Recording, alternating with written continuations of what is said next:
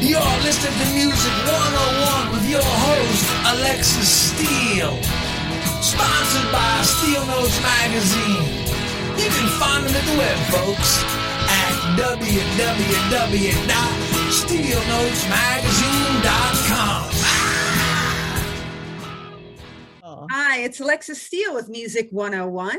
It gives me great pleasure to bring to you this evening the amazing Dennis Dunaway and his lovely wife, Cindy Smith Dunaway. How you doing, guys? Good. Thanks for having us, Alexxis. Yeah. It's like weird. It's like usually I would see you by now in person. Yeah. But since it's been a Chiller, long time. I know It's been a little over a year. Yeah, since 2019, that was the last time. Yep. Yeah, Chiller. Yeah. I know. Yeah, exactly. That's crazy. We really missed Chiller. It was so much fun. I know. I do too.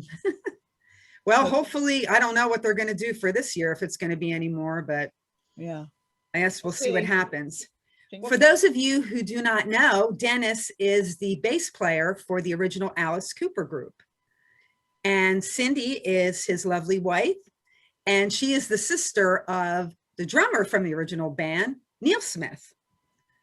So that is very cool. And Cindy, I saw some really nice pictures that from when you and Dennis got married. You had a Gatsby wedding, and it's like, I love that. And he said that you made his tux.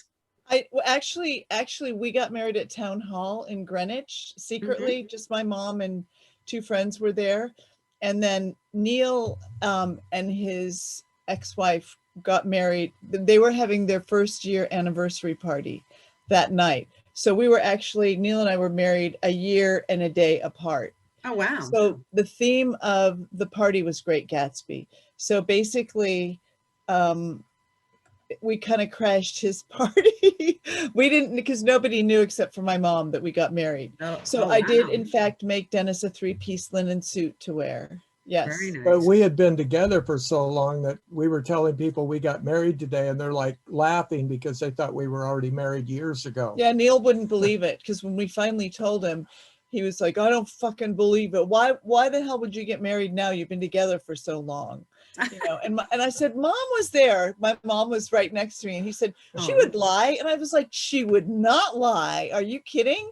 So it was kind of anticlimactic. We were on a boat going around Manhattan. Yeah. That really? was the party. Yeah, that was, wow. Yeah, it was pretty cool. So now, what year did you guys get married? 1974. 74. And at that point, that was like how many years later? Now, Cindy, were you involved with the band from the very beginning when it first started?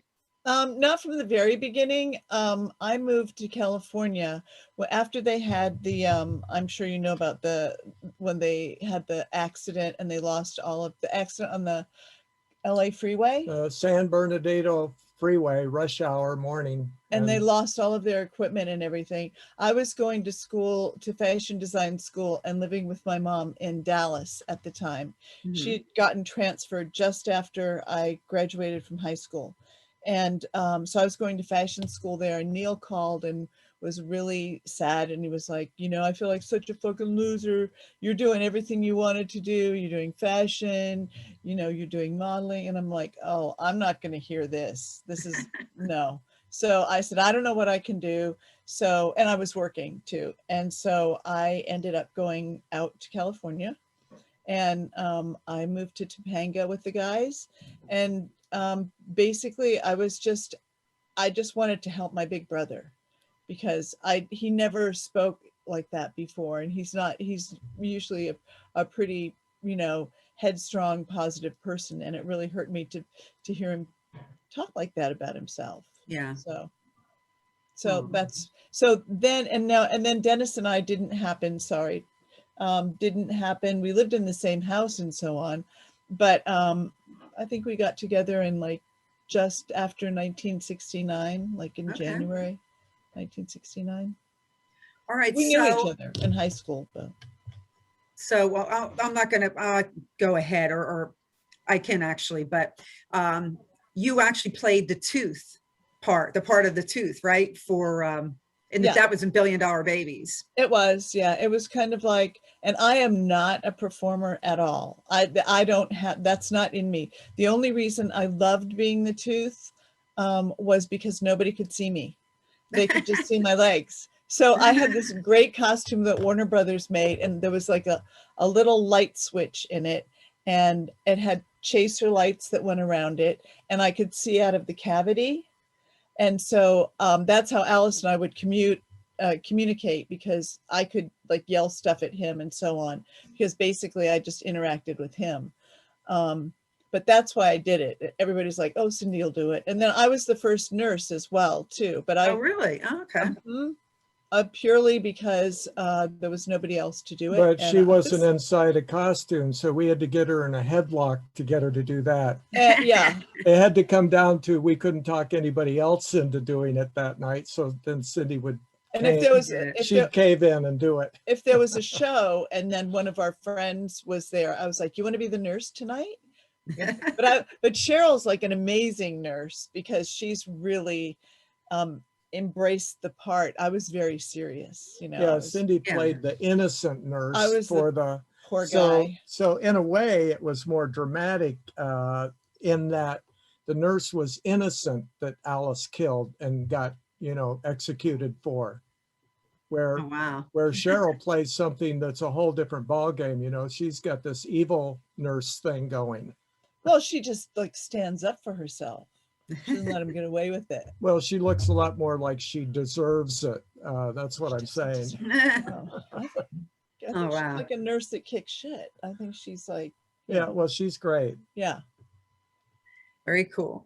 Well, Dennis actually co-wrote some of the early tunes. One of them being, and they're two of my favorite Alice Cooper songs, one being 18. So you want to tell us about that, Dennis?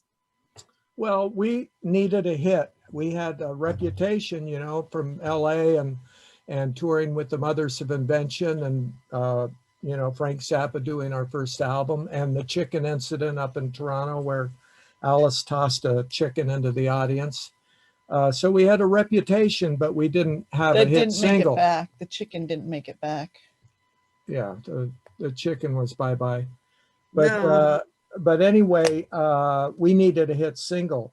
And so we were talking to a record executive guy or a disc jockey or something. We're saying, yeah, we need a single, you know, what age group buys the most records? And they said 18, because they're still living at home and they probably have a job, but they're not paying rent or for food much, and they can go out and buy records. And that was the top demographic. We said, okay, we're going to write a song for that person. Okay, so that's what gave you the idea. Yeah. Basically, the music for it was just a jam that we would do on stage to warm up at sound checks. And it could go on for 20 minutes. But then we got onto this idea of the school thing. During the jams, we would each of us would go up and sing some silly verse, you know, that we'd make up and try to outdo each other. But then when we got the idea to make it designated toward 18-year-olds, then it started taking form and got better and better as the longer we did it. And by the time Bob Ezrin heard it in New York City at Max's Kansas City, it had been developed into a fairly long bluesy kind of intro, but it would go into the lyrics that were more like what ended up on the final record. Okay. Well, we're actually going to listen to 18. This version that we have is actually from not from that time, but this is a more recent version, right? This was when you played with Alice. What year was that? The Christmas Pudding you're talking about? The video that we have is the Christmas Pudding one with Alice. With Alice and Johnny Depp. Mm-hmm. and Joe Bonamassa sitting in with us. That was December in 2019. Okay. We That's did recent. Alice's Christmas Pudding Show, which is a benefit to raise money for the organization that Alice and Cheryl work for, called the Solid Rock Foundation out in Phoenix, Arizona. That's awesome. All right, cool. Well, we're going to take a listen to that. We're watching it, and we'll be right back on Music 101. Is it true you lived on a farm? I just can't picture that. Yeah, we lived on a farm, but it wasn't really a farm. You know, a lot of people ask me about the chicken story. And the fact that we lived on a farm didn't mean that we had chickens. All right, so when the chicken showed up on stage in Toronto, it had feathers, it had wings, it should fly. Chickens don't fly as much as they plummet. Into the audience tore it to pieces, and threw it back up on stage. I had never else killed a chicken.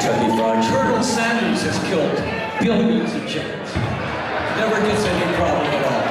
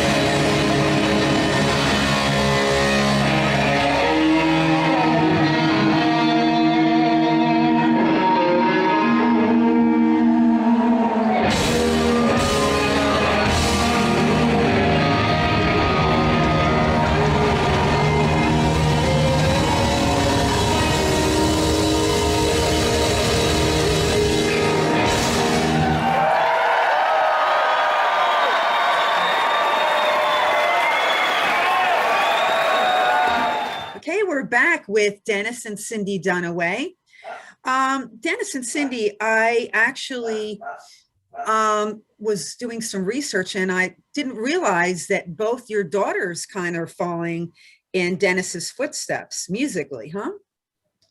Well, they're both very musical, and they both have actually great voices, and were in drama club, involved in productions and so on in high school. But and they went to an elementary school, a magnet school based on the arts. But our oldest daughter did actually do, right out of college, she did a CD, and then she saw, and actually the CD, it's called Basso Verga, and it's really held up. I mean, I listen to it sometimes and I'm like, it's too bad, but she saw where the music industry was going. And she was smart enough to, she just said, this is probably not, I'm not going to go forward with this. Oh, wasn't she fronting a band called Jet Setter? Yeah, that's the band who made this album. Okay. Yeah, sorry. Yeah, that's Jet Setter was the name of the band, and it was her. That was your daughter Renee, your oldest daughter. Yes, it was her and another guy, who were Jet Setter. Okay. Yeah. And then your other daughter Chelsea, she was a singer-songwriter, and she also is a jewelry designer. She is. She's super, super creative. She's a great artist. She actually has you may have seen it at Chiller, but she did a print of the original band. Like, she did a character drawing of the original band, and a lot of fans have purchased it, a lot of original fans and so on. But she's actually, I mean, she does so many things. She's so creative. And now Renee, our oldest daughter, has been with the ASPCA, actually for years. And she has developed, she's one of the people that have developed a training program for the dogs that come in. Nice. So that's her expertise. We've always loved animals. We've always rescued animals. And Chelsea has started her own dog walking business and doing incredibly well. So they stay creative, and they always stay, even though Renee lives in North Carolina, they always stay in touch, and there's a few things on YouTube that are pretty funny that they've done and so on too. Yeah, didn't both of them did a trio or something like a comedy thing? Just Rock. Yeah, it's called Just Rocks. And it's the criteria was they would choose a song, and then they would all decide what character they were going to do, and they'd go and dress up, and they'd come back and they'd do it in one take. And they weren't allowed to see what the other person was wearing. So a lot of times Dennis's old costumes would come out or something. And it was a joke, but it's so funny because on YouTube, people are like, oh, this doesn't sound like the original. They don't get the jest part of it, Yeah, but, that it's supposed to be bad, kind of, in a way. But Cindy and I are in one of them where they did Cats, the musical, with dogs. And really? Well, Chelsea Cats, but with dogs. She entered it into a contest for our local shelter for a fundraiser, and she actually won the award for best comedic film. Wow. But I can't believe they did it. And Renee was a communications major in college, so she's really good at editing. Well, they both are actually. Okay. But cool. But it's pretty funny. Yeah, check that out. Is that other Just Rock too? I can't remember. I think it might be. Yeah, Dogs is Cats, I think it's Dogs called. Doing Cats. Yeah, that sounds cute. I would like that.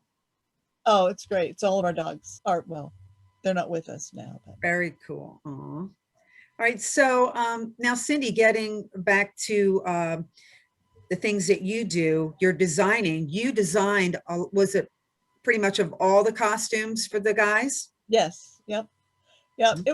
It was really easy. I mean, we had a meeting right in the beginning, and we decided to go with Sparkly because I love Sparkly. I have ever since I was little, and no one was really doing it at that time. I mean, Liberace was, and Elvis had the gold suit, but and Little Richard.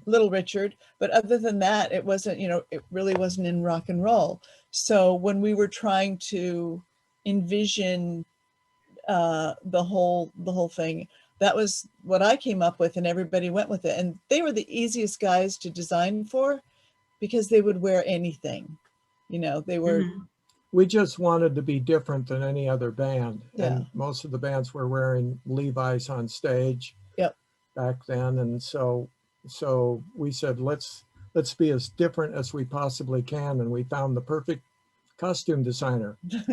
Absolutely. Well, in the early days, wasn't it the GTOs, like, was it Miss Christine or Miss Mercy? They actually had something to do with like putting together the style for you guys back in the days when I guess you weren't Frank Zappa's label. Well, it was more like we met the GTOs and we were getting our clothes in the women's sections at thrift stores in Phoenix, Arizona. And we asked the GTOs where the best thrift stores were, and they took us there, and then we got stuff. But as far as any of the album covers, the Pretty's For You album cover, Alice is wearing like an ice skater's costume that he got at that thrift store. So that's pretty much the extent of And I think Miss Christine, one time, I don't know, there are a few pictures of him with almost like an afro. like a Noel Redding hairdo. Oh yeah. And she did that to him. But wow. And I loved Miss Christine and Miss Mercy. They were the two GTOs I was closest with. Yes, exactly. Well, they Now, were all, Cindy. I'm sorry. I was just going to okay. say, collectively, the GTOs were like the circus just came to town. Oh yeah. And they were kindred spirits because we dressed pretty crazy, and then we saw them, and it's like, hey, okay, we got to be friends. Exactly. Cindy, did you have something for to show the audience? Oh, I can show you one of the most recent. I mean, I'm constantly making Dennis things to wear with when he plays with Blue Coupe or whenever. But I just pulled this one, which I love actually. It's the spider jacket that I made. Nice. I love that.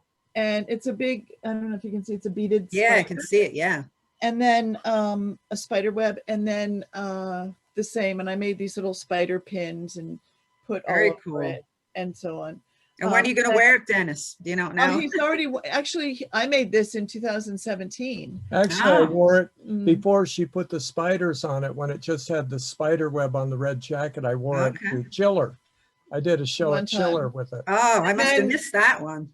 2017, when we were in the UK with the original band, was part of the tour for Wembley. We put this on it for him. Oh, nice. I like that. Now, that big, the spider web on the back, now, is that embroidered on, or how do you do that? No, this is fabric. And then this is just a little clip that I made to like make it That's fit to better. keep it from flipping over the bass into my way while I'm playing. Right. This is all beaded. I don't know if you can really see it. Oh, wow. That's nice. I did not bead it. I use things that I find everywhere. I like to find, if I can, upcycled things to use. But this was actually from a runner, like a Halloween runner that had spiders. And I was like, oh, okay. So beautiful that I had to cut it out and use it on this. Yeah, oh, that's great. I love it. And my color too. I love the red and black. Yeah, me too. Yeah, it definitely, under the stage lights, it really popped. Yeah. Alice had an all gold suit on for that tour. Well, it was a cheetah print, kind of like a sparkly cheetah print suit. It's really amazing. And when actually the first time he wore it was in Nashville when they were playing on Mother's Day weekend, 2017, when the original band played with Alice. We sat in with his band for the finale. Yeah, and he came out in this, and I swear to God, I almost cried because I was like, finally again, he's in, sparkles. And he told me later, he said, I had to buy this. I thought of you when I bought it. And he actually bought it off the rack, which I was impressed, because back in the day, I had to put every single rhinestone on by hand. And wow. Because and then how long would it take you to actually do that, to put design together? I don't know. I was always working. Like that's what every day. But she's also a deadline person, you know, so it kind of had to be a deadline, and then she'd go away overnight, and then all of a sudden in the morning have all this wonderful stuff. Wow. Well, I mean, but my point is that back in the day, you couldn't find fabric like that. Yeah. You know, you had New York. I bought the fabrics for their jumpsuits in New York at this place called Daisians, and the only other people pretty much that shopped there were circus performers, like, or circus Really? Wow. designers, circus designers. Some Broadway too, right? Yeah, and Broadway people, but because they had a lot of fabrics that stretched all different ways, which a lot of places didn't carry. Was that So like if you're- spandex? I'm Is sorry? that like kind of like a spandex material? It is, but it stretched every single way, you know, and there wasn't a lot of it. They weren't, now they use it in everything. Mm-hmm. Then they didn't. So it was, and also you couldn't buy fabric that was solid glitter, or they may have had, but not like now, you know, now you can buy anything. Yeah. And also retail, you can buy anything. So, But the stretchy fabric was good for circus clowns when they were running away from the lion. Oh, yeah. Did you work with LeMay too? I did, but not a lot because it doesn't wear well.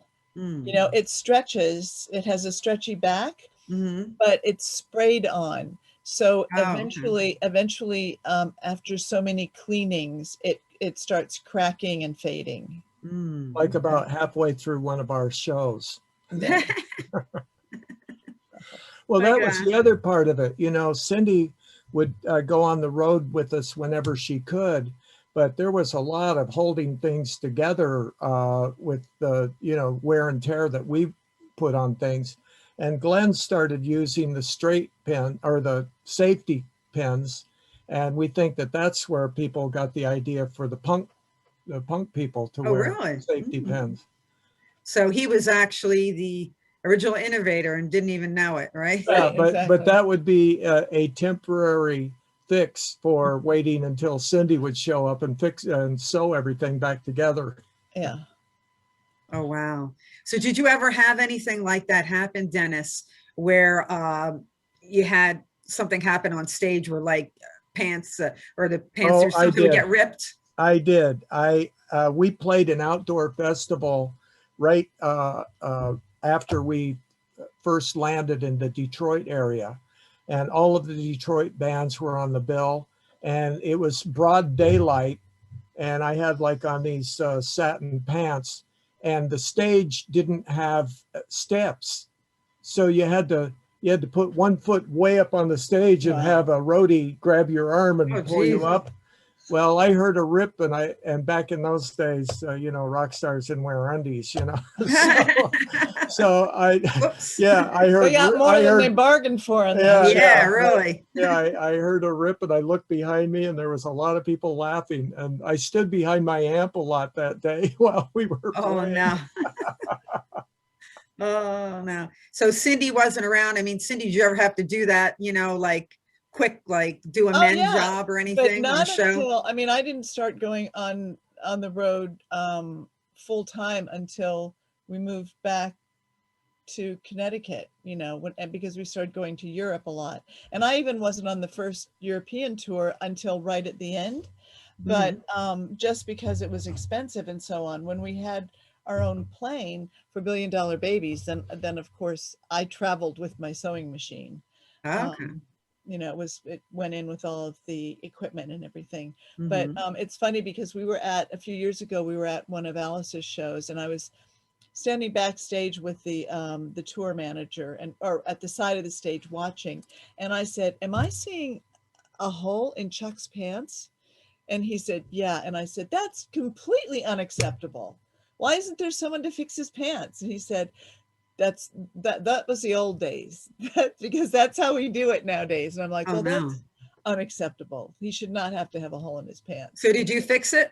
I did not fix it. No, No. 'cause it was actually Blue Coop played that show too, I think. So She didn't have her sewing stuff. Yeah, I with didn't her. have my sewing stuff, Oh, but wow. yeah. So But I Dennis, oh, sorry. No, it's okay. I was going to say, when I want to go backwards in time here a little bit, back to 1972.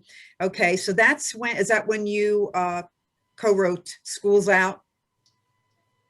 Well, when fans think of the era of a particular album, we were already on to the next album by then. So, yeah, we wrote Schools Out. I was talking about targeting that 18-year-old Right.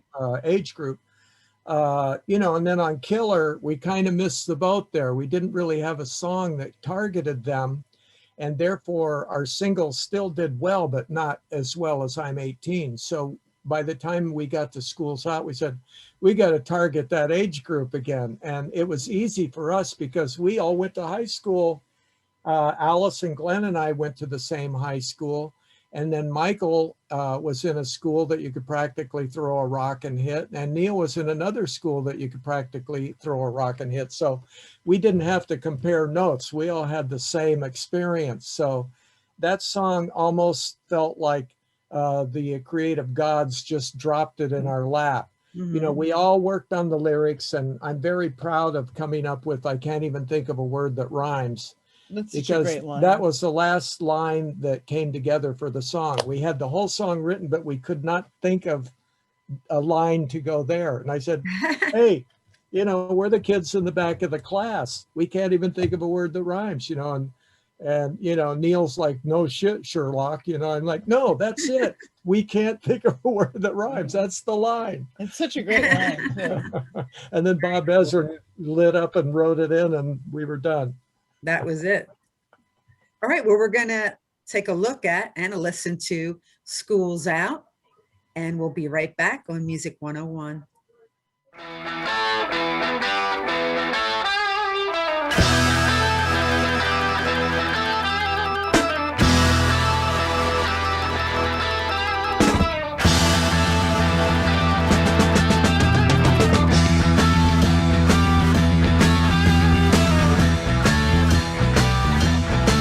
Well, we got no choice. All the girls and boys making all that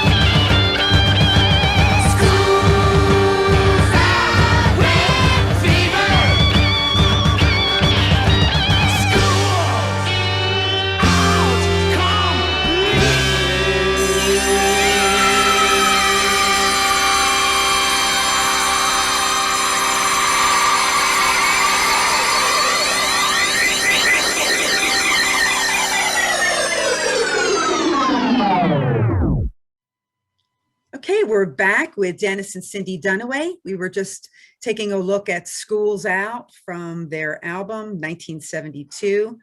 So, Dennis, you were talking about the Killer album and missing the mark. So what do you think was different about that album?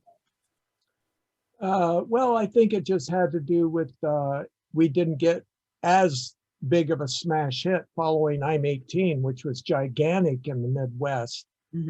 Thanks to Rosalie Trombley of CKLW up in Canada. We actually broke out of Canada because that station was across the river from Detroit and had this massive transmitter that covered the whole Midwest. But still, you know, Killer, I think, was probably our best album just because everybody across the board, we were feeling confident for a change. Because even on Love It to Death, we had had 2 albums that we thought were going to set the world on fire, and they didn't. So even on that one, we weren't popping any champagne until 18 became a hit. And now we're walking in, we've been playing a lot of better gigs and everything, and we were really playing tight. So I think Killer was a better album overall, especially since it had Halo of Flies on it, which we wrote specifically to shut up the critics that kept saying that we were using theatrics as a crutch because we couldn't play. And it worked really well that way. But we needed to, you know, after the dust settled, we're like, okay, well, these singles did all right. They did pretty good, you know, Under My Wheels, Be My Lover. But it wasn't I'm 18. So on the next album, then we focused on Schools Out. Okay. So what was your favorite song from Killer? Oh man, well, I wrote Under My Wheels, so I'm a little bit biased on prejudice on that, right? I would have to say Halo of Flies, just because it's a marathon of a prog rock kind of thing. It's such an amazing song. It's kind of like 10 songs rolled into one, and you know it's there'll never be another song like it. So I'll go with that. Okay. All right. So now I'm going to move around here. I'm going to talk a little bit about the group that you've been currently working with for several years now, Blue Coupe with Joe and Albert Bouchard from Blue Oyster Cult. Dennis, when did you hook up with Joe and Albert and get this together with them? Well, we met in 1972 when the Alice Cooper group had just become headliners, and we needed an opening act. And we were at an outdoor festival in North Carolina on a beautiful sunny day. And Alice and Neil and I were walking around out in the crowd, and this band comes on. They had this big backdrop with this BOC symbol on it, and they started playing. They were really good. And we said, well, let's get them. And we became friends. And then decades later, we all lived in the same area, the New York City tri-state area, and we'd run into each other on the train and stuff like that. And we'd get together at parties and always jam, or, hey, Den, come on over. I wrote a new song. I need a bass player. Get over here, you know, and that kind of thing. So we were friends, and we'd do all these kind of jam type gigs. But when CBGB was on its next to the final weekend, all the New York City bands were, you know, playing there to try to help keep it afloat. And so musicians were getting up and sitting in, and somebody else would jump up and that kind of thing. But there just happened to be one part of the evening when it was Joe Bouchard, his brother Albert, and myself, and a couple of other guys, but we were playing I'm 18. This guy in the audience owned a club in the Poconos, I think. And he said, hey, you guys have to play at my club. We're like, we're not really a band. He offered us an amount that we couldn't refuse. We said, okay, we're doing it. You know, and we went to this club, and we ended up playing 3 hours without any rehearsals. Or Andy Hilfiger helped you guys out? We didn't even have a name yet. We just did this gig, you know. We showed up, and the place was packed, and we were playing and the place was going crazy. And then, so we finished a set and then we did another set and we kind of got down to surf songs and stuff like that. And then we were packing up in the back room like, wow, we made it through that. And the owner came in and said, you can't quit now. They'll tear this place apart. You got to do another set and I'll give you another chunk of money. And we're like, oh boy, okay. And then we had so much fun. We said, you know what, why don't we make this official? Let's come up with something. We couldn't come up with the name. So I jokingly said Blue Oyster Cooper, you know. Oh, yeah, okay. We had a laugh. That really And then rolls I off said, your tongue. and then I said, hey, wait a minute. What? Maybe we can make something out of that. So we came up with Blue Coop. And we've been together for 11 years. And we just put out our third CD called 11 Even, which has 10 songs. But if you wait 11 seconds, there's an 11th song. And that song is called Jump the Gun. And we are currently working on a fully animated video for it. Really? That sounds cool. Yeah. We're excited. It All right, should be cool. out in another couple months or so. Didn't you have your, didn't Blue Coop play their first gig in New York because of Andy Hilfiger though? Yeah, Andy Hilfiger Yeah. put together, it was an anniversary of Blue Oyster Cult, and they were playing in town. And then for some of the fans that were complaining that they couldn't afford tickets or couldn't get there on that exact night or something, we did a show the night after called Nosferatu. And Andy Hilfiger put that together, and that was great too. So He's a good friend. you know, all those Blue Oyster Cult fans are so hardcore, and then we've got the Alice Cooper fans. So Yeah, you everybody's can't go on our wrong. side. We can't go Right. wrong. I mean, What a set list. yeah, Yeah, right. Yeah. what a set list! What a night! It was great. But we played all kinds of places. We played quite a few opera houses, Corsica, Jersey, which is the island in the middle of the English Channel, and where Jersey cows come from. Really? And I we- actually got you the one gig that was back, I think, 2012 when you played Tubby's in Duncannon. Yeah, yes, and that was oh my God, that was in Pennsylvania, right? Yeah, I got you that gig in Pennsylvania. Yeah. Right. Yes. I remember that. And we played Pittsburgh, opened for Alice in Pittsburgh. Did a few shows opening for Alice. So yeah, we played a lot of gigs. Okay, very cool. Well, one of the songs that I like that Blue Coop does, we're actually going to take a look at and a listen to. It's You Like Vampires. It's a great song. That's one of my It is, right? I love it. Yeah. Okay, we're going to take a look at that and we'll be right back on Music 101.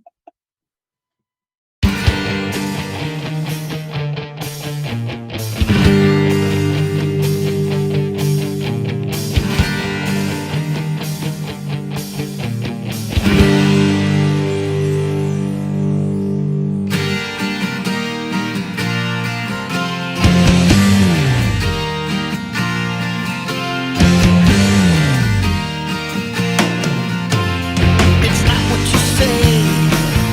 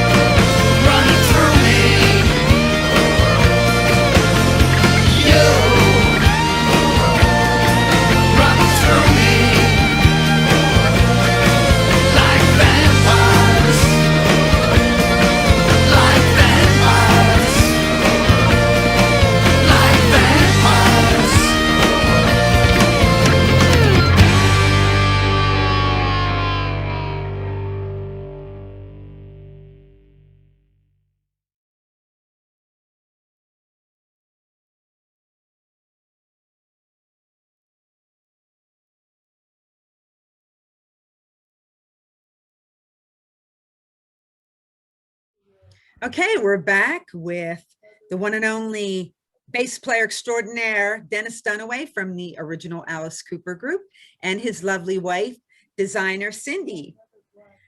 So now, what year was it? Was that like 2011 that the band finally got inducted into the Rock and Roll Hall of Fame? Yes. Yeah. We found out on December before in 2010, because we were also doing one of Alice's Christmas pudding shows. And we had heard that we were nominated, you know, and we were rehearsing for that show. And then Alice's right-hand man, Kyler Clark, came in and said, "Stop playing." We're like, "What? What's up?" "You're in." Like, "What? You're kidding." And then, oh my gosh, that show that night was so amazing. God. The audience, because they didn't know.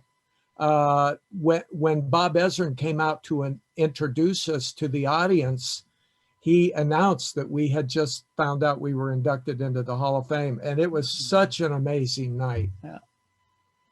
Very cool. Yeah, it was really amazing. The dress rehearsal was phenomenal. Seeing Bette Midler in her little mules and her Really? capris Aw. and like no makeup, and Darlene Love, and both of them just singing, and Dr. John, I almost lost my mind.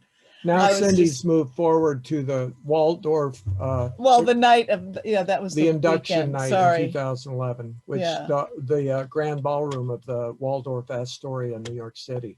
Was amazing. So nice. that the rehearsal was just like, I was just losing it. It was couldn't believe- 11:30 in the morning. I'm thinking, this is the greatest day I've ever I seen. was in I my know what life. time it was, 11:30 in the morning. Well, that was the rehearsal. That was the rehearsal. Oh, the rehearsal. But I mean, I love Bette Midler. I love Darlene Love. The Paul Schaefer Orchestra was there, and like background singers and everything. It was just almost too much to deal with. It was just so wonderful.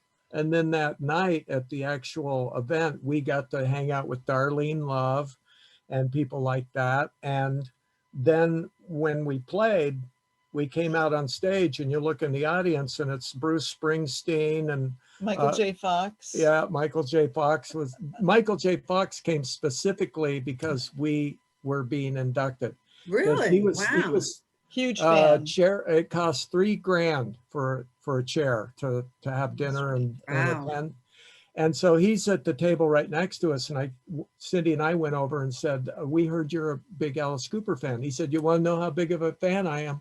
I know all of the guitar parts for Pretty's for You." Get And out. I'm like, wait a minute, Yikes. we don't even know those anymore. Yeah, right. And he said, my "That's why God. I'm here, to see you guys get inducted." Michael What, does he Douglas play and- guitar? Yeah. Yeah. Well, he played guitar in a couple of his movies. Oh, really? Back to the Future, he plays guitar. Remember the Chuck Berry thing? Oh, yeah, right. And then he did another a movie where he played guitar. He was a rock star or something.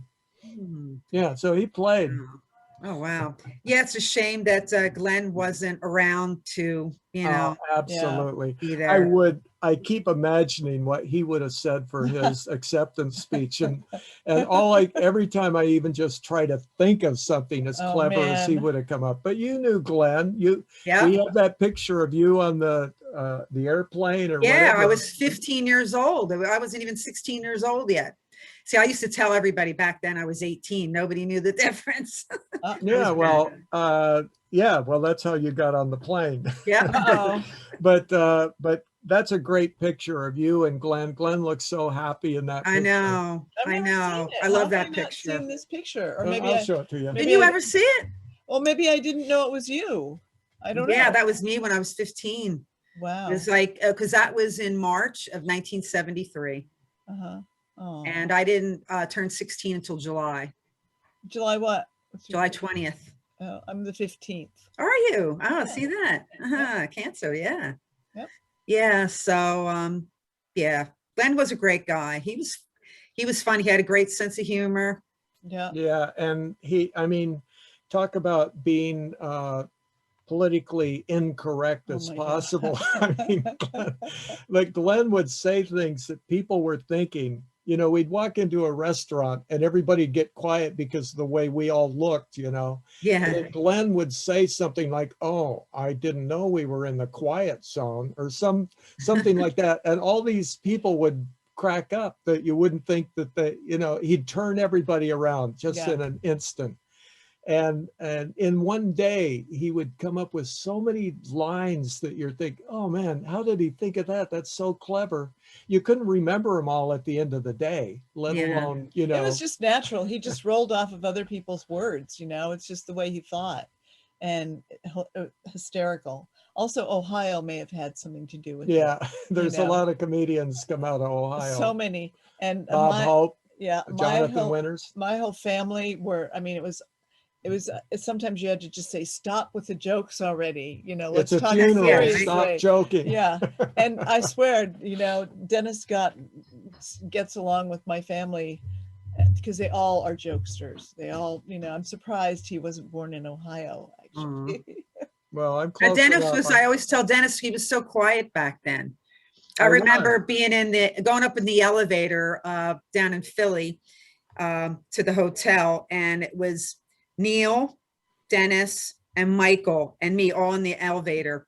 And we were talking, and I think it was Michael that said to me, or I don't know, it was Michael or Neil, one of them said to me, they said, Dennis is the quiet one, because Dennis didn't say anything.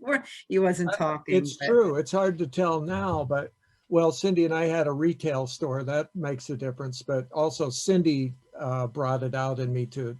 But There you back go. then, Yes, I did, All I actually. could think about was what the band's going to do next. I was just deep into creative thought, you know, and So you're already thinking ahead.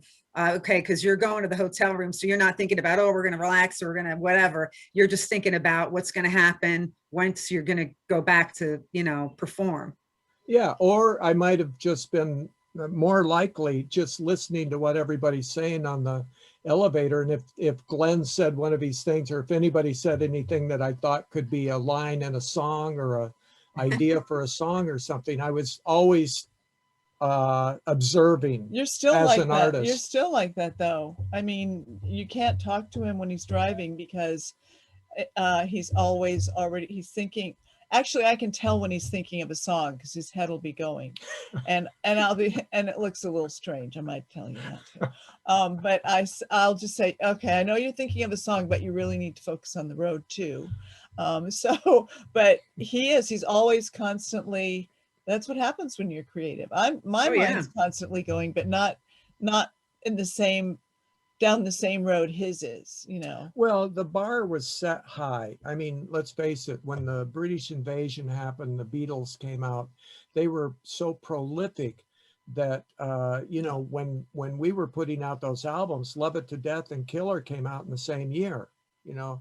Plus, we had to come up with a whole new stage show, because that's how fast we wanted to involve, which also involved songwriting, recording, and costuming and everything. Staging, You know, we were under the gun to come up with something new all the time.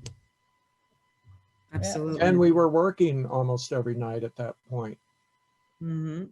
Yeah, for sure. So going backwards again in time, we're talking after the band broke up, then when you had $1 Billion Babies for a short time, that only lasted about what, a year maybe? The tour? No, the band, the $1 Billion Babies band. Oh, the $1 Billion Babies band. Oh, yeah. Well, we had issues, you know. Our mailbox would have legal things in it, and you know, and we were also kind of left hanging on the premise that what if Alice wasn't able to convince the record company and the fans that he was a solo artist. So I think we were kind of the last to really find out that the band wasn't going to get back together, because we took time off. The main reason that I agreed to do it is because it was so that Glenn and Alice could get their drinking issues under control, which didn't work, but that's what we were doing. And Michael wanted to record some songs that he knew. You know, Michael would bring it, Paul McCartney type ballad to the band, and we would turn it into, you know, Kick a Puppy or something, you know. and so he had songs that he didn't want us to rough up like that, and Yeah. and that was understandable. But the $1 Billion Babies, we developed, and it was frustrating because we were reading interviews saying that we refused to do theatrics, and that's why we had to be replaced. Meanwhile, we're building this gigantic stage with hydraulic boxing ring that came out from under the drum riser, and Wow. all these towers and everything. And you know, that was intended to be the next Alice Cooper tour. Right. You know, so we worked on it, and then all of a sudden it got to the point where communications were cut off from us and Alice, and we came to the realization that our record company wasn't going to help us finance this thing, so it was going to have to come out of pocket. And then at the same time, it was sinking in that, wait a minute, the band's not together anymore? What? So it was a very emotionally and financially Draining. yeah, a disaster, But really. but the time period, I mean, how long? Well, let's see. Well, it's hard to say when it. This when is it in ended. 1974. We did 4 shows, and got a really good write-up in Rolling Stone. But the problem was nobody wanted us to open for them. We had this gigantic show, you know, and we couldn't headline because everybody's saying, well, Alice You outshine them. yeah, right? well, we couldn't even tell people that we were from Alice Cooper because they're like, oh, Alice Cooper is on tour. You guys aren't Alice Cooper. Right. Like, yeah, we are. We're Alice Cooper. We're the group. So it had all kinds of issues that unfortunately didn't work out. And by then, a lot of things it was a dark, tough period for me. Thank God I had Cindy to keep me, you know, afloat. And then at that point, we decided that, okay, now we're not on the road anymore. Let's have kids. And that was great because I was home to watch our kids grow up. Well, that's a good thing, right? So basically, yeah, it was amazing. But it was about 2 years. The whole $1 Billion Baby thing was about a year and a half. You know, I mean, yeah, about a full year thinking it was going to happen, and about a half a year watching it fall apart. Yeah. Oh. Yeah. So when we were down to our last chunk of money, we decided to have kids. You know? Yeah, right.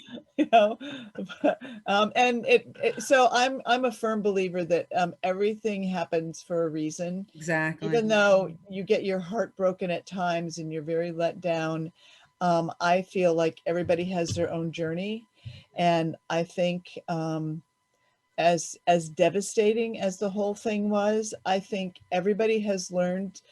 Well, thank God Alice went through. I don't think if the band would have stayed together, he and I've talked about this, I don't think he would have done some of the things that he certainly not gotten into drugs. But he learned from that. He learned so much from that, and thank God he came out on the other end. And with Dennis, I mean, he had to get a regular job, you know, and like he says in his book, he would have interviews and nobody would hire him because he didn't have experience like working, you know, in what was my resume? Yeah, Right. I was in the Alice Cooper group. yeah, gold records. You know, so yeah. somebody'd say, "Oh, okay, well, can I get your autograph for a kid? You'll never work here." Yeah. And I needed health insurance, and tried to get health insurance back then as a musician, even car insurance, because you were in a very high risk category, and Really? the cost was outrageous. So I finally talked a guy into hiring me for a chain of video stores, which was kind of like one of my last resort sort of job applications. And but that was in the heyday of video. It was, you know, booming then. Yeah, so I went to this video store as one of my kind of last resort job applications.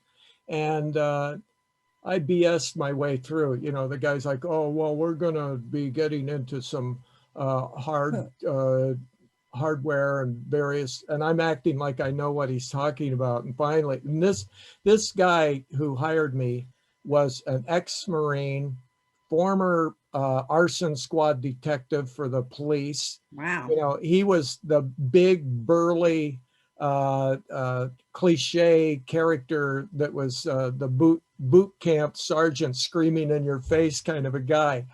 And so he said, you don't have any idea what I'm talking about, do you?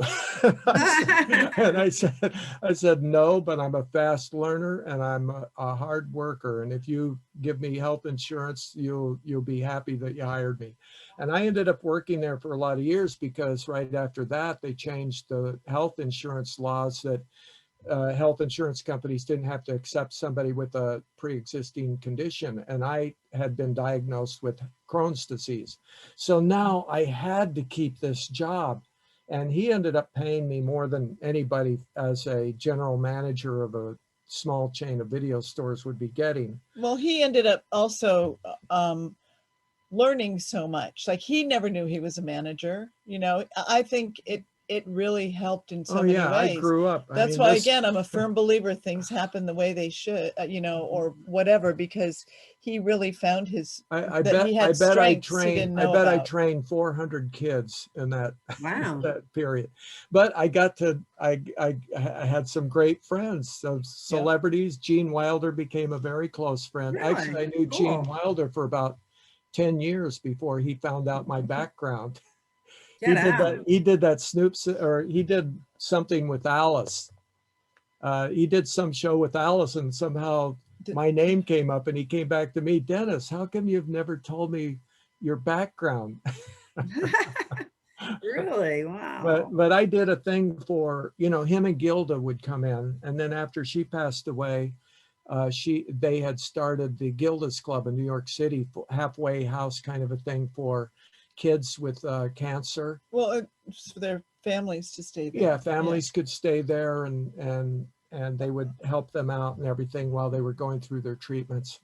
And so when Willy Wonka came out on video, I talked to Gene, who really didn't like to be recognized. If he was in civilian mode, he would practically run away if he thought somebody was going to come up to him and start talking about Willy Wonka or something. But anyway, I said, you know, this Willy Wonka is going to be released on video. And how about if I get a ton of those and you come down and you sign a bunch of them, and I'll get the news people down here and everything, and we'll raise money and we'll give it all to Gilda's Club. And he really appreciated that. We raised a nice chunk of money.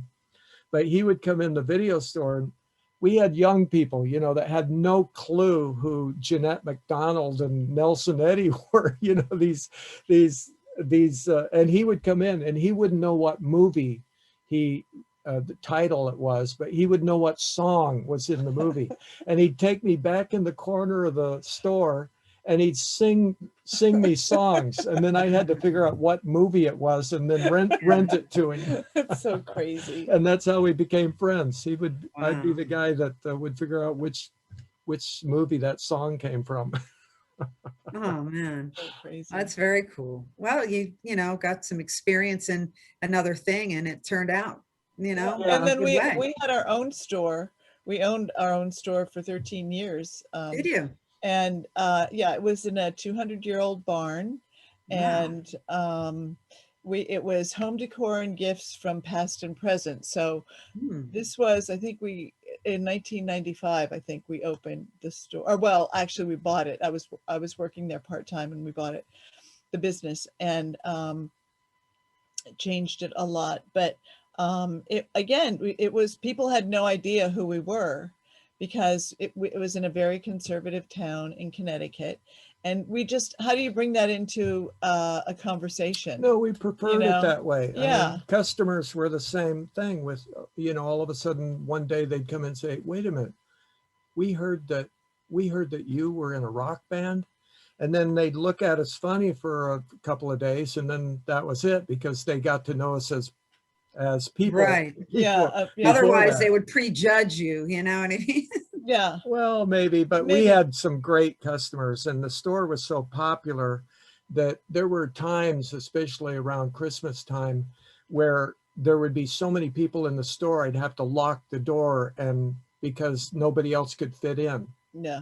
Wow. Yeah, and we had all kinds of artists from all over the country that only sold through us. We had this, it was very country, Shabby chic. lots of kind of anything unique. serendipity. But also we were recycling and upcycling, you know, before a lot of people were, because we had pickers, and they would find like old dressers or whatever, and then turn them into these wonderful shabby chic, beautiful dressers.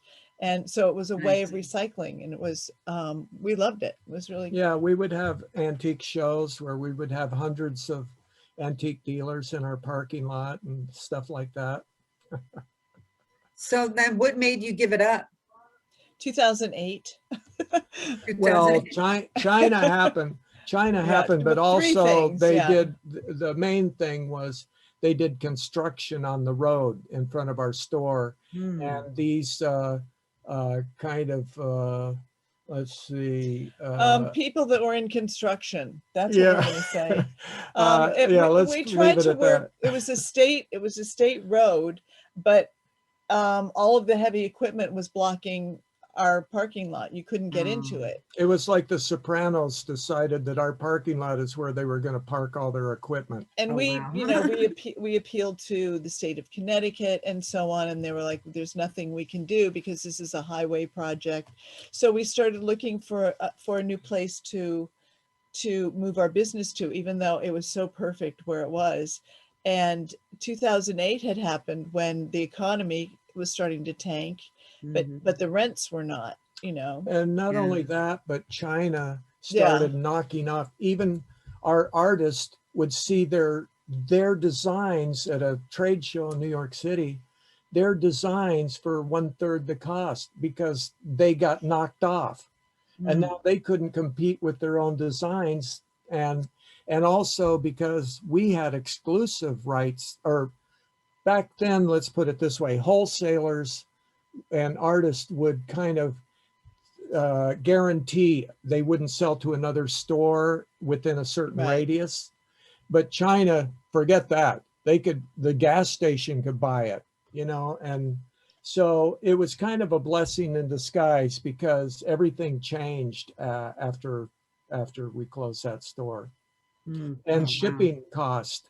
We would get items in that the shipping cost twice as much as the item.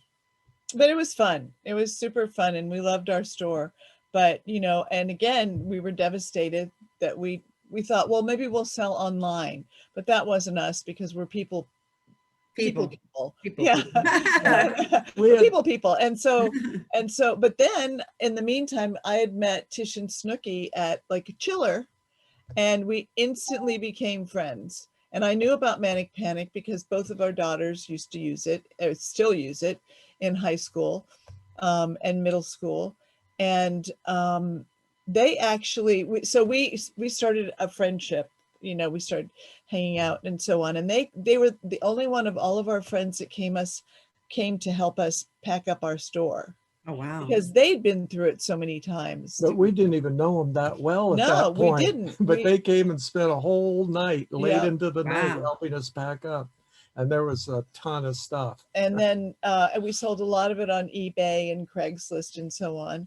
And then like the following year, 2009, I think, they asked if I would come and work at Manic Panic. Oh, really? Wow. And so I did. And I just retired in 2019. And I still do, I'm like a remote field consultant. So I go around whenever when we travel or here or wherever we are, I go around to the chain stores that carry Manic Panic and just check out how they're merchandising and talk to them about the product, help them with it or not. So, And that's what you have in your hair, like yeah, purplish of pink kind course. of color. Yeah. Dennis does it. Dennis does it for me. Does he? Yeah, this is Nice. natural on top. And then and this is a great way to do it too, because then you don't have to worry about putting color on and getting roots. Right. So this is natural, but this is Manic Panic, and it's the only the only color I've ever used on my hair, and it's just so much fun. You know, it's Very really, nice. you met It looks Tish cool. and Snooki, right? What's You that? met Tish and Yes, Snooki. actually, yeah. I was just going to Yeah. bring up Tish and Snooki. Yep. Yeah. Mhm. Yeah, so Yeah, I Tish- met them at so Schiller. Cindy Both worked great. for Tish and Yeah. Snooki's Manic Panic, and Tish Mhm. and Snooki sing for Blue Coop. Yeah. Yeah, exactly. I was just going to mention that. So when did they get involved with Blue Coop being backup singers? Well, you know, it started because Joe Hurley has every year, except, you know, this last year, he has these great Irish review shows around St. Patrick's Day. All these great Manhattan. musicians, like, and even like the Chieftains and various groups. And Tish and Snooki usually almost always sing with the house band. And well, I think you pretty much say they always do, but Yeah. but anyway, so I did some of those shows and got to know them. And then when all of a sudden we were recording and thought, oh, we could use some background singers. Hey, I know who we could ask. And Tish and Snooki are such, they love singing so much, you don't even finish the question before they answer yes, you know. Hey, would you like to? Yes. They're amazing too. Their voices, and Dennis thinks it's a sibling thing because our daughters have it too, but their voices blend so perfectly together. Yeah, like the Everly Brothers and, Yeah. you know, the Carter family and the Andrews sisters and all of that. The sibling voices Yeah. naturally blend well. The Bee Gees. Right. blend Too well. bad Neil and I don't have that at all. Yeah, really. Well, wait a minute. Have you tried? Have you tested that out? We actually have a video with Tish and Snooki in Blue Coop doing Pills, I believe the name of it is. And we're going to check that out, and we'll be right back with Dennis and Cindy on Music 101. A rock and roll nurse going to my head, to my head, to my head. Yes, I was lying in a hospital bed.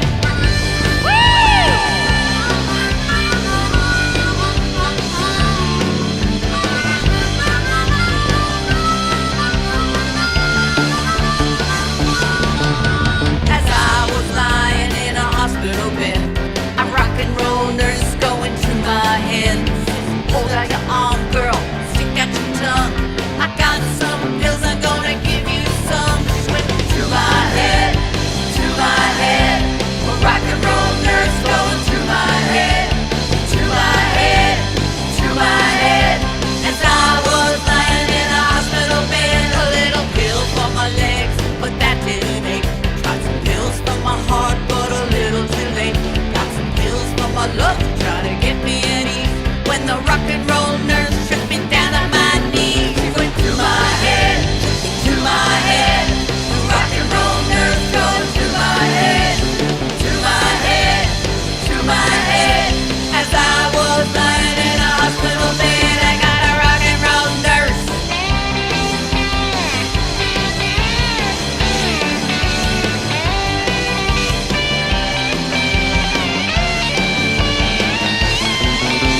Nursing, well, I don't see. Yeah, I can't understand what you're doing to me. Since you give me the pill, since you give me the shot, you got me wondering why it's worse I got. You go to my head, to my head. A rock and roll nurse going to my head, to my head, to my head.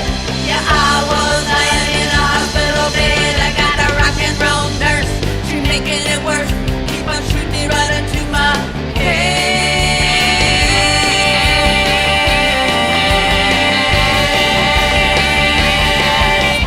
Doctor, doctor, doctor, run here and see. I don't take the job the nurse gave me. Give me the shots, give me the pills. Got me taking this job.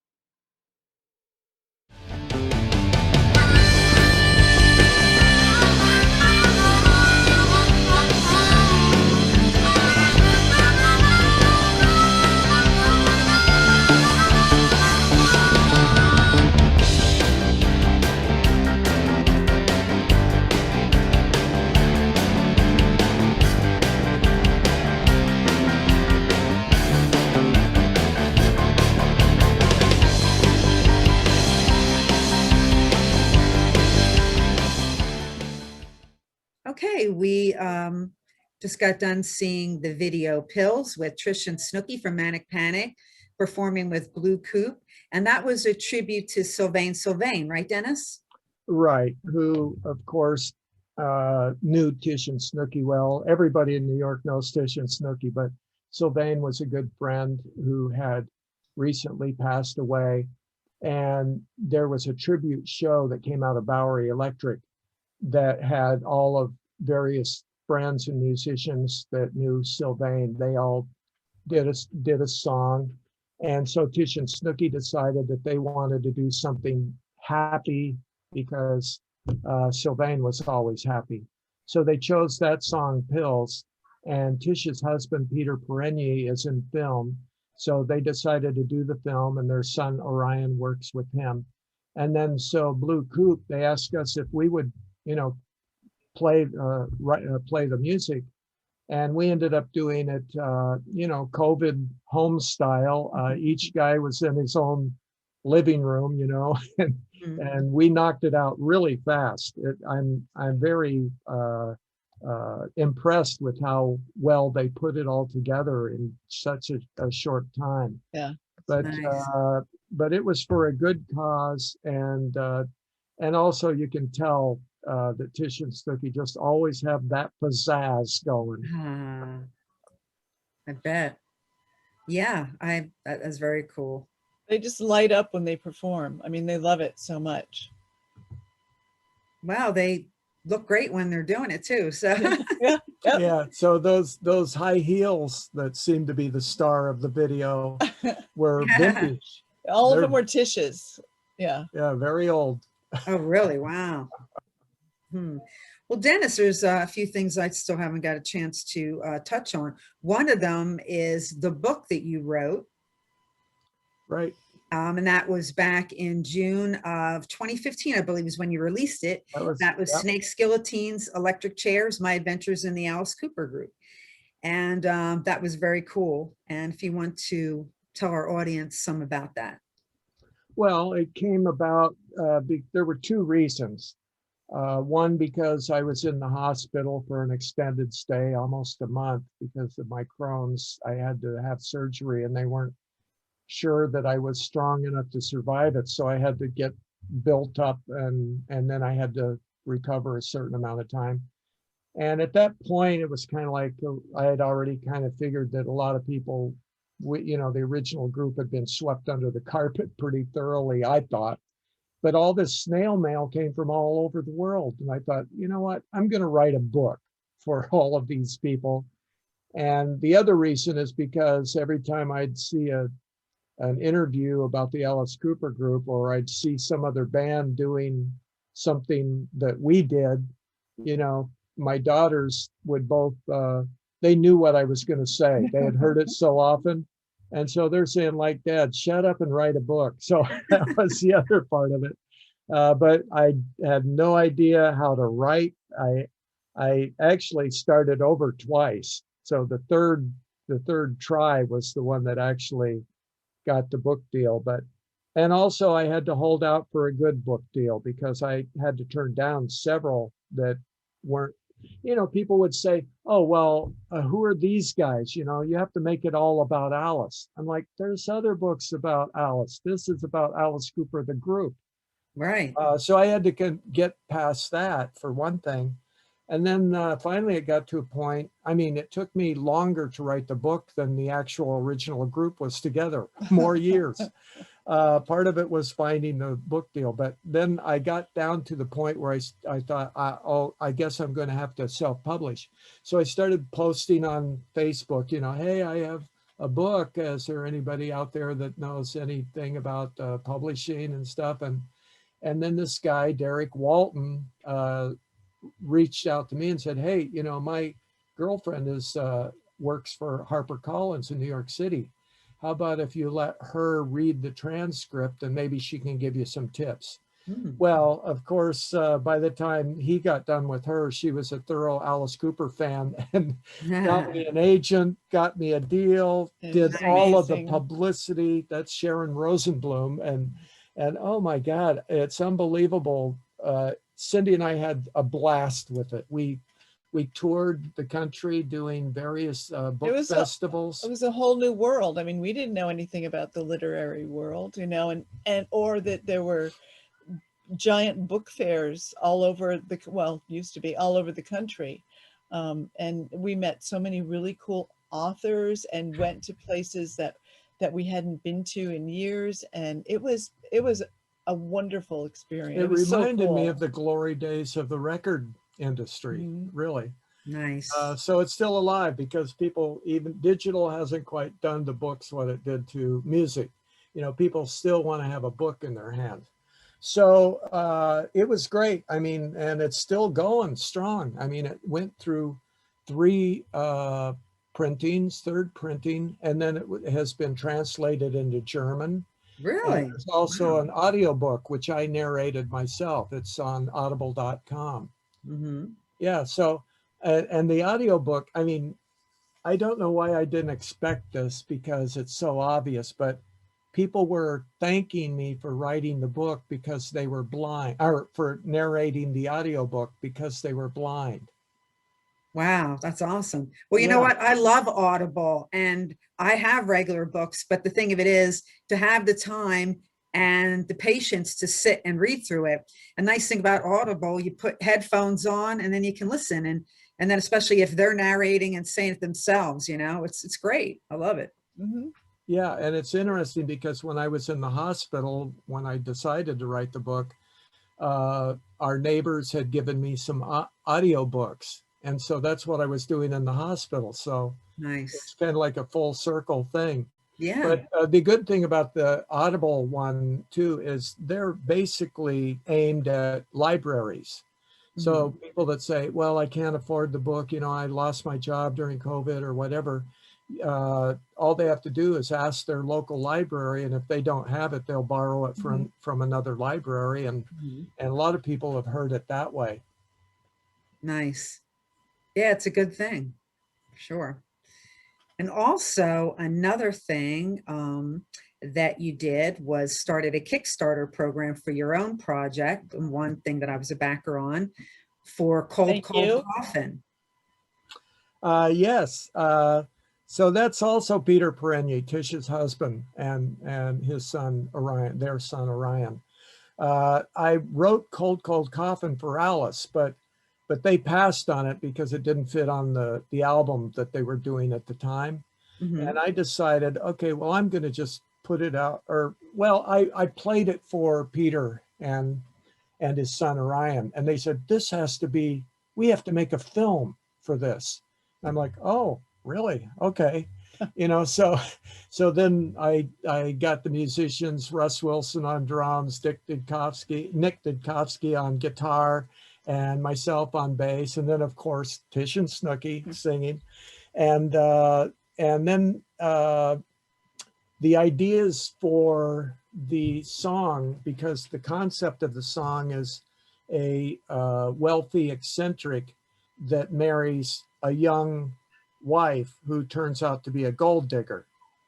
And so he decides that rather than, he had to die for her to get the fortune. So he decided he's going to have his body frozen cryogenically in a glass coffin in the living room of this castle that he lived in. And we're thinking, okay, well, we want to get a dancer that does a dance around this coffin. And, you know, in the New York City area, there's tons of dancers, but I'm thinking, wait a minute, I know who would be perfect for this, Calico Cooper, Alice and Cheryl's daughter. And so we contacted her and worked it out, and we were all at the castle, and it came out. It's, you know, we don't want to call it a music video. We call it a rock cinema because it's more like a movie than a typical music video. And it came out great, and we're very proud of it. You can see it on YouTube, Cold Coffin. I did all of the costumes and sets. And not only that, but she did this amazing table setting. That's part of the set dressing, huh? Yeah, set dressing, but it was amazing. Yeah, and you know, it was a small group of dedicated artists that all made this thing happen. It won 2 awards. It won Best Music Video in the Los Angeles Motion Picture Film Festival and at Shock Fest. So, so it got some acclaim. Yeah, absolutely. And that's a cool thing, and well deserved too. A lot of work went into that, Yeah. you know, to make that, and the Yeah, end product and was it really wouldn't great. have happened without Kickstarter people. Yeah. You know, the Kickstarter people all rose to the occasion. We're still finishing up a vinyl album that's going to go out to the portion of those funders who didn't get their music part Right. of the items. I decided instead of just making a 45, I was going to make a 12-inch album that has nice packaging and everything, that's got 10 demos on it, some of which have gone on to be finished product on Alice's albums. Other ones are songs that have never been heard before. So that's being finished up now, and it's shaping up nicely. And It got set back because of COVID. Right, sure. The place was shut down and so on. Yeah, We're actually going to take a look at Cold Cold Coffin, and we'll be right back on Music 101.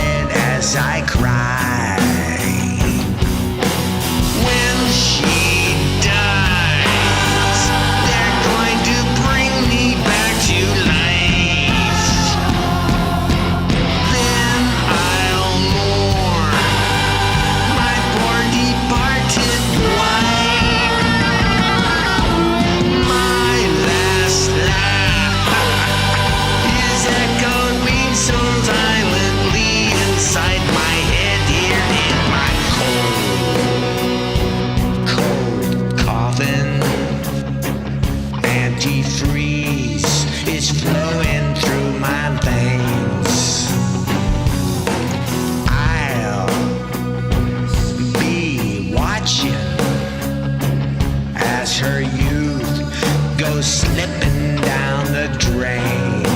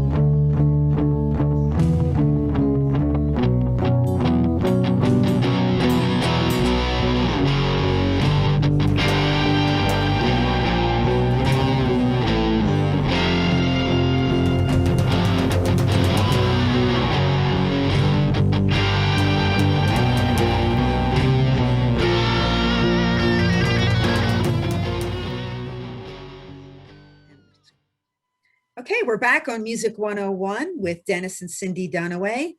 We just got done watching Dennis's great piece, Cold, Cold Coffin.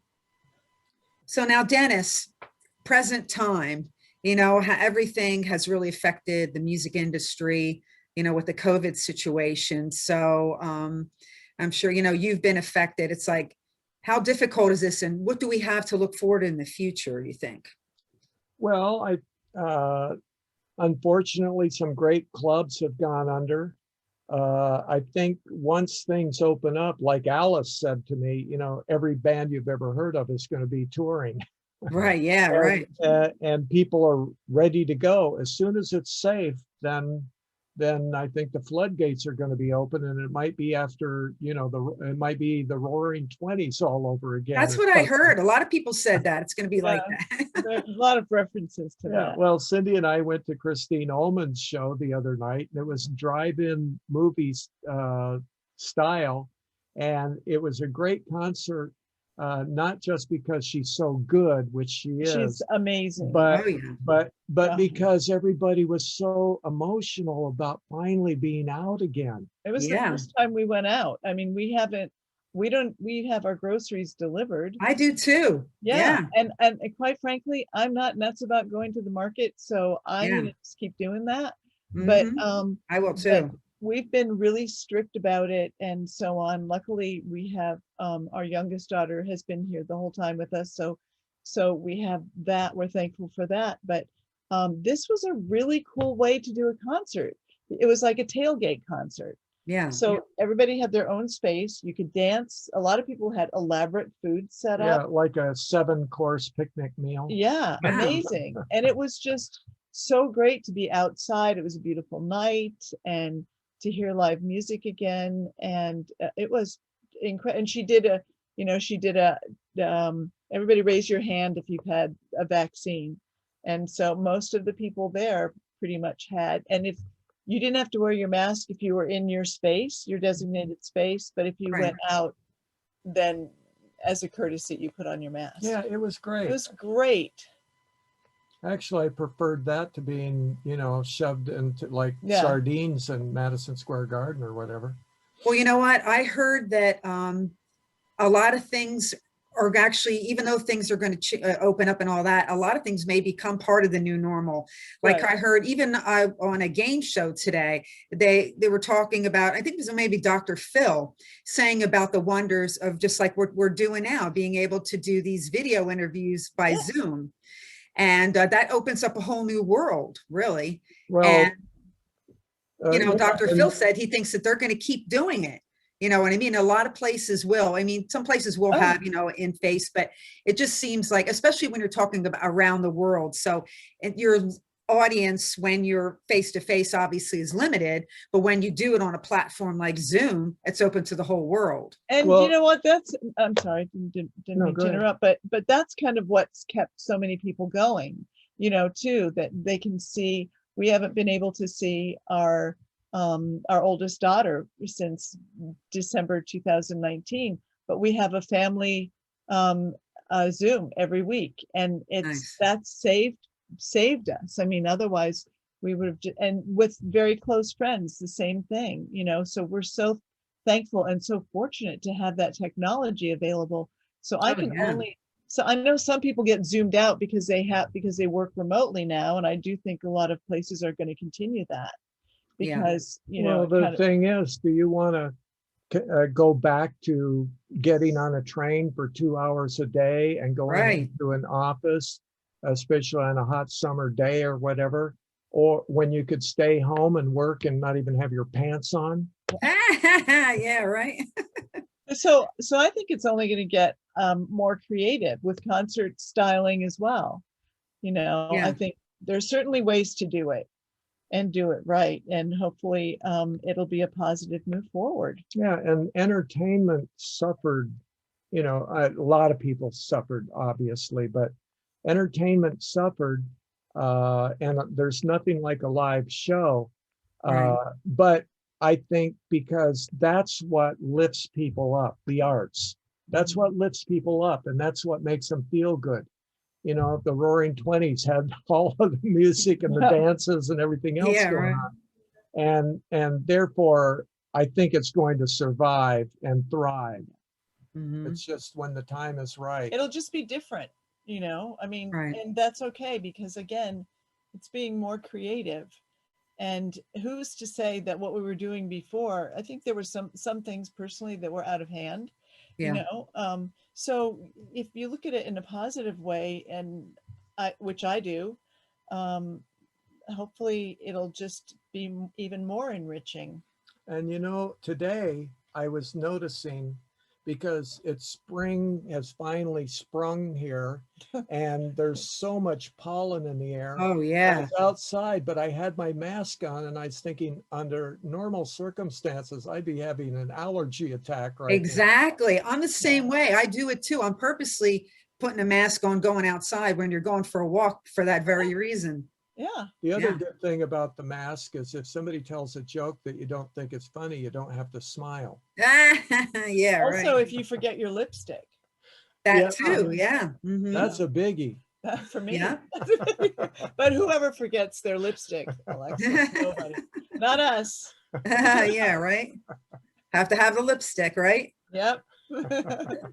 Well, I hope hope sometime this year I get to see the both of you again in person. He's so Oh, great. definitely. Yeah. Yeah. Yeah, for sure.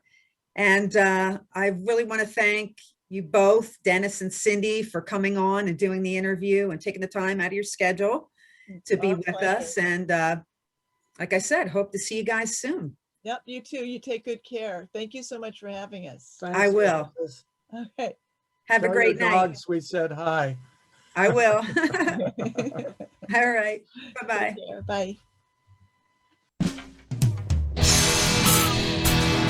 You're listening to Music 101 with your host, Alexxis Steele. Sponsored by Steel Notes Magazine. You can find them at the web, folks. at www.steelnotesmagazine.com.